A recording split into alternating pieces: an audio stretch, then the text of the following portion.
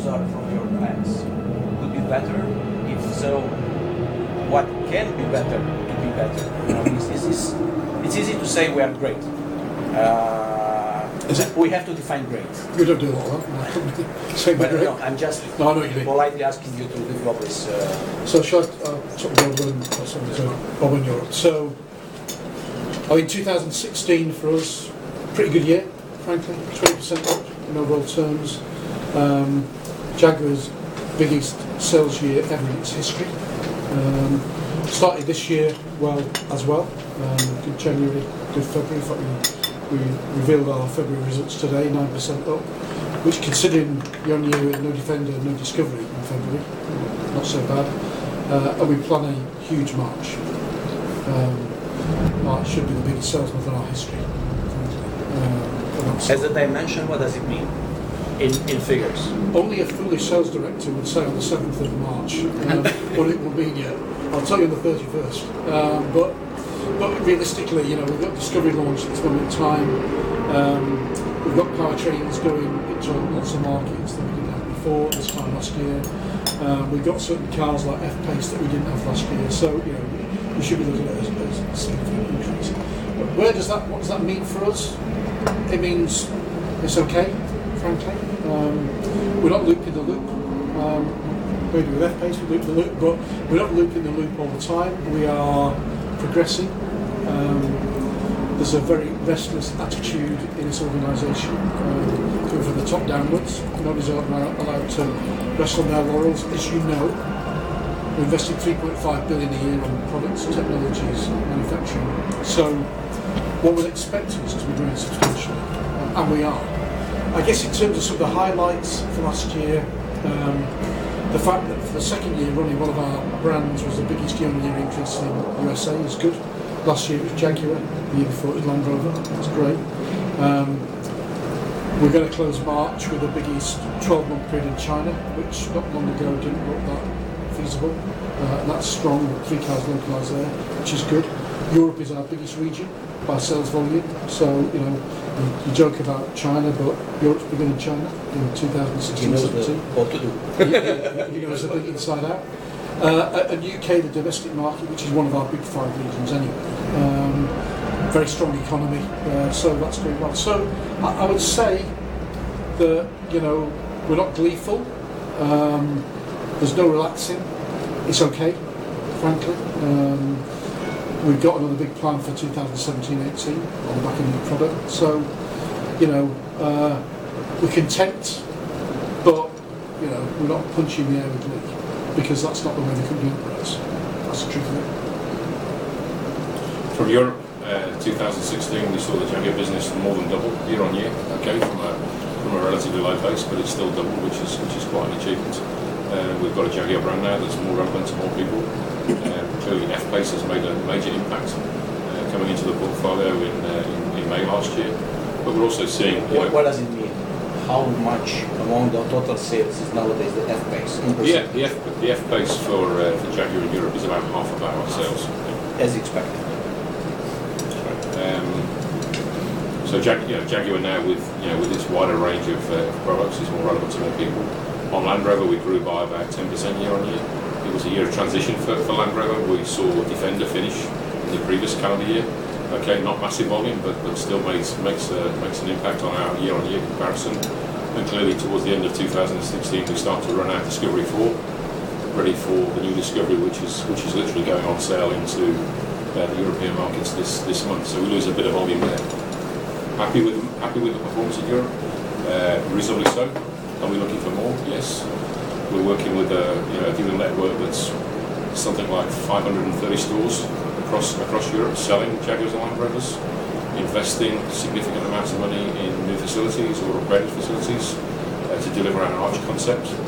We're training more people than we've ever trained to give them the skills and the experience to be able to offer services that customers love for life. And 2017 will be another step change with the likes of LR and maybe one or two other surprises that will come later in the year. That was deliver even bigger year. Which are to be advised at a later point, as you would expect me to say. So, Dave, there's a lot of new products coming along. How is the company positioned in terms of capacity? Can you meet the demand, the expected demand that you have in terms of being able to deliver to customers on time? It's nice to have waiting lists, but where do you sit? Yeah, well, I think people know that on two of our UK plants, on Halewood and Solihull, we're on 24/5. It's 24/5 and a bit actually. So we're working 24 hours a day for 5 days and a little bit more every week. We can't do more than that. I think when you have a launch period, you have a ramp down and ramp up. So that takes capacity out to a certain degree. But we can't get much more out of Solihull. We can't get much more out of Halewood at this moment in time. Clearly, we've increased capacity elsewhere in the world. Changshu now with bigger volume than before in China. We've got the Brazilian market coming back, so cars for Brazil in Brazil, cars for China in China. We've localised more cars in India, small volume than before. And of course, the big deal for us, 2018, Nitra will be finished.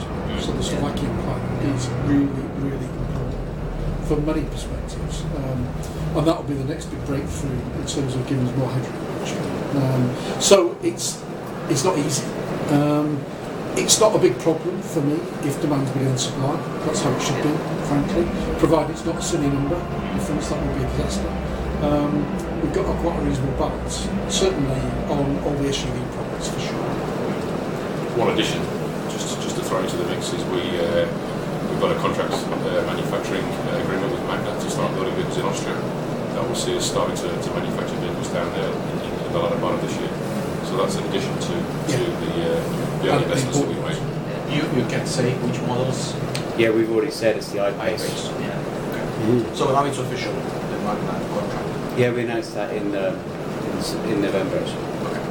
And I suppose just to follow up to the questions, with so many new products being introduced, you touched on it with the dealer network, how are they positioned to cope with, there's a lot of new customers that weren't traditional because you've got new products. So for those people coming in, we're rising to the challenge. I guess we personally, as Jaguar Land Rover, have invested in the infrastructure of training academies, trainers, the physical facilities to be able to offer training courses. I think we'll increase our man days training from something like 35,000 man days training that we did in 2016 to this year we'll be closer to 60,000 man days training, trying to equip the guys with the expertise, the knowledge to be able to acquire these new customers, and then obviously from a workshop perspective to be able to service and look after those customers so that they come back again. So we are making big inroads in that space. We've got apprentice programs, we've got graduate programs, trying to bring through the young talent, because maybe with some of the new cars like iPace, we actually need a different type of salesperson to sell that car because it's not got a petrol engine or a diesel engine that we've been used to selling in the past. We also decided 3 years ago now that we're going to bring both brands together in every city with one ownership and preferably in one location. So that Bob mentioned the arch facilities before. We're transforming what we look like in the high street, and in doing that, we're operating bigger facilities where a customer can walk through one door and can see the full range of sedans, sports cars, SUVs, crossovers in one environment. I mean that scale-wise for retailers makes a huge difference. In fact, I was in Dublin 2 weeks ago, near the airport site the Joe Duffy site, which is a great example of what we do. And in the Irish market, we've all got 2 sites open by the end of this calendar year, which is fabulous. So we transformed ourselves. I think we've got about 200 of those in this next 12 So is the emphasis more on developing the existing network rather than necessarily just quickly expanding it? Do you just want to hold Yeah. I mean, in China we've got to expand, for sure. As Bob knows through this past, we're expanding the western part of the country there, and there's certain Asia-Pacific markets that also need to expand. But fundamentally, we need to get throughput per outlet up by bringing Jaguar and Land Rover together in the arch concept, and then getting the pre-owned sorted out, the fleet sorted out, aspects in the future of click and collect sorted out as well. That's to come too. So that's the strategy. Okay, Ilya? So Brexit is coming, and you are prepared a little bit for that, I know, starting with Slovak factory. Do we have some other weapons to overcome problems from Brexit? You know, I think for you guys, the Brexit conversation is really difficult because it's so slow moving at the moment, isn't it? And there's almost nothing we can say because nothing's changed yet, in a way. I mean, the Slovakia plant, you know, we went through that concept before Brexit was even a serious subject to us. You know, looking where we put a car plant and we did it there. So you knew something before? Yeah, I mean, it wasn't because of we knew that the UK would come out of the EU, but it's because we needed that plant there in Europe for sure. Bob mentioned pancreatitis at the same time. You know, that makes perfect sense to us. But there's little that we can do that we're not doing at the moment, and all we can do at the moment, in a way, is say we had a business plan before Brexit. We've got the same business plan post Brexit. You know, the currency's moved. One might say that, you know, we will start shortly to be short-term beneficiaries of that because 80% of our products are exported. We are lobbying the government about what we want, and just to make it clear what we want, you know, and I'm going to sound like Marie Antoinette now, we want our cake and eat it. We want free movement of labour. That's what we want. You know, we employ 42,000 people, so we've got a right to say what we want. You know, we want free movement of labour, and we don't want tariffs. You know, and that's what the European manufacturers want from the UK too. Now, what we'll get, we don't know, and we'll deal with it when it arrives. But we can't do more to prepare what we're preparing for at the moment. And I think at the end of the day, what we've really got to concentrate on is getting customers to want to buy our cars. Because when a customer goes in the showroom, right, they're then not worried about Brexit. They're thinking, does that car suit me? And we've got to appeal to customers on the rational reasons of buying into a JLR lifestyle. That's what I do. When the other thing becomes clear, then we'll clearly deal with it, but we don't know what it is yet. So we're all hamstrung to a certain degree in that respect. Okay. Yes. 1 second. Yes, it's running. My question is about Velar, the positioning of Velar. Will this car close to Range Rover Sport or close to Evoque? I mean the pricing and so. And what about the marketing strategy? Because before, if we are remembering the Land Rover, for example, in the 90s, you had a very nice vehicle as Freelander. You don't have anymore that kind of, let me say, economical alternative in the both brands. Is the Defender will be a solution for this? I mean, a kind of commercial, powerful Defender, like I think, on the position of Freelander. I think just first is Velar, then future for the economy. I mean, Velar to start with. Velar makes perfect sense because it actually is slap bang between Evoque and Range Rover Sport. Mm-hmm. Dimensions, pricing, so on and so forth. It's right where it needs to be there. And you know, we're launching a car in a segment that the world over is growing. Not just in 16 and 17, but you look at all the forecasts, these segments are growing. How do you define the segment? Mid-size, compact, how you internally? Well, it's, I mean, almost taking a step back, for us, Land Rover's got 3 legs. It's got the luxury leg, and this is the 4th Range Rover luxury leg. And of course, we've got the leisure leg, which is Discovery, and then we've got, as you know, to come, the Defender leg, which is a utility leg. So all of them are expanding. In this particular segment, there is a medium SUV market, for sure there, but Range Rover, price-wise, will be the top of that particular segment. And we're quite fortunate in a way, because we've got Discovery Sports. Discovery Sport is pretty damn price competitive. We've got to remember that customers pay on lease payments these days more often than not. But if you remember, the Freelander price was here, and Discovery Sport price in this, not the same, you cannot compare the equipment of course, but it's like this here. This is something, gap. We can't build any more. Yes, I know. It's our best-selling vehicle, so 130,000, and we can't build any more. By the way, that's local Freelanders. Yeah, in local markets. Miles more than Freelander ever sold. Yes. If you're asking, can we go below that? Who knows? Who knows? But at this moment in time, we've got to concentrate on the cars we're launching now, and it's a Discovery. Is that leg? Range Rover Velar almost completes that leg of 4 vehicles there, and then, as you know, we've all got an appetite for Defender coming in and completing that leg. Very small. We got plans on Jaguar as well. Yes. So that's the way it works. Fundamentally, we have a chessboard on segment sizes, and body styles, and we look for the space in that chessboard where it makes sense for JLR to have a car there that we can make money out of and sell sufficient volume. That's how we're going through that process in the most simplistic fashions, frankly. I see. That doesn't rule out smaller size cars, but I think our pricing isn't something that would concern us really, because we have a pricing strategy where we look at the Germans and we say, well, we've got a plus or minus delta on that German price vehicle, be that Q5, be that X3, be that 3 Series, whatever it might be. That's how we go around the process. We've not got 1 Series. Correct, we've not at the moment. So I want to, sorry to insist on that, and then I have a question. Which is the competition of Velar according to you? Well, I would say there's one very obvious one that you guys are going to quote, but it's true. Porsche Macan is competing, for sure. Porsche Macan is competing. But realistically, in the eyes of the customer, they'll be looking at derivatives of X3, they'll be looking at derivatives of Q5, they'll be looking at derivatives of the Lexus product range elsewhere in the world, the United States in particular. Lexus?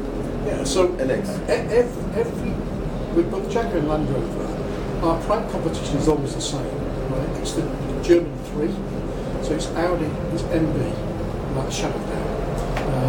It's BMW, it's Lexus, and in some segments it's Porsche. And that more than ever before takes probably 80% of the competitive set actually. They'll look in those ranges there, and that's where we tend to compete. For But instance, Volvo was a little bit as well. the new Alpha Stelvio is not. I'm just asking. I'm not saying other cars are not relevant, but when we look at what part exchanges we take in, or we look at the consideration set, the world over, that's what comes back every single time. For the Alpha, it depends on where they go. I mean, if they get some scale with that car, then we'll review it, to see whether it's competitive. But at the moment, it's still fairly niche. Yeah, just that. Yeah, sure. Yeah. Now, the question is about the I-Pace. How do you? I'm not aware if the pricing is already public. No. So how do you position the I-Pace, and how quickly do you intend to come to the market with the I-Pace? Because if you do it reasonably sooner, then you will make a huge performance in the car industry. Your competitors are talking and talking and talking. If you do it before, that would be absolutely. Well, Ralph said this morning we'll be in the market in middle of 2018. Yeah. We'll be in the market on 2018. That's what we said right from Los Angeles when we showed the car for the first time. So it's still the same It's plan. on track. Okay.